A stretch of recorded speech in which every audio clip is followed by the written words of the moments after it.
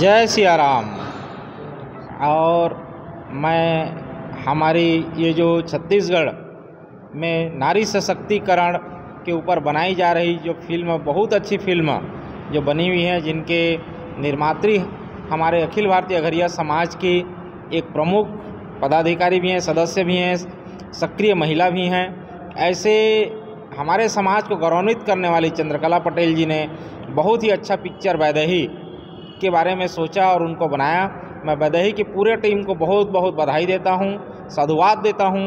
और मैं पूरे अघरिया समाज को अपील करता हूं कि आने वाला 9 जून को ये पिक्चर हमारे नज़दीकी सिनेमा हॉल में लग रही है, तो पूरे सपरिवार जाकर के इस पिक्चर को देखें।